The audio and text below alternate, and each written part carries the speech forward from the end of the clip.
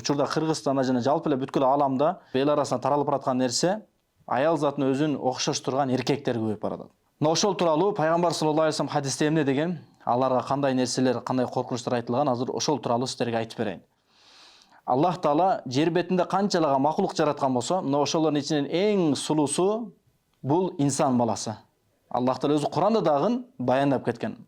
Лакад халакнал инсана фи ахсани тaqвим, биз инсан эң сулуу келбетте жараттык деп.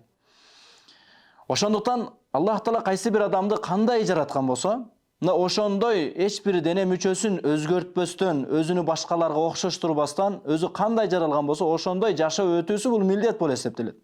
Ошондуктан инсан баласы өзүнүн кайсы бир дене мүчөсүн өзгөртүү, алмаштыруу шариятыбызда тыюу салынган. Жана андай нерсе арам болуп эсептелет. Но ошолордун бириси жашоодо эле таң каласың, кээ бир эркектер өздөрүн аялдарга окшотот.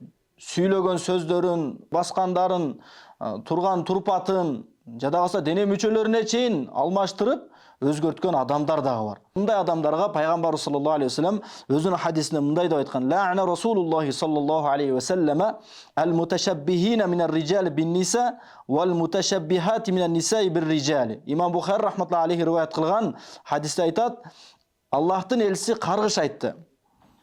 Өзүнү аялдарга окшоткон эркектерге жана өзүнү эркектерге окшоткон аялдарга. Аллах Таала кайсы бир адамды эркек кылып жаратты, анын ошол эркек болуп жашоо өткөрүүсүндө ага жакшылык бар, пайда бар.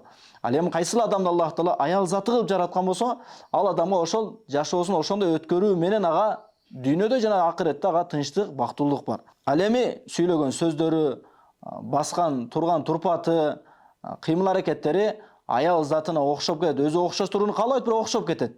Аларга эч кандай шариаттын бир күнөөсү жок, жана андай адамдарга күлбөшүбүз керек. Бул Аллах Тааланы анын табиятын ошондой кылып жаратып койгон. Бирок бир адамды эркек кылып жаратса, ал өзүн аялга окшоткон, бир адамды аял кылып жараткан болсо, эркекке окшоткон, ошондой болууну жакшы көргөн адамдарга пайгамбар саллаллаху алейхи вассалам жогоруда айтылган хадисте аларга каргыш айткан, алар дүйнөдө жана акыретте аларга жанчыдагыс азаптар бар. Бизге чейинки коомдор дагы ушундай иштерди жасаган, аларга Аллах Тааланын азабы келген, эскертүүлөр болгон, бирок алар аткарышкан эмес.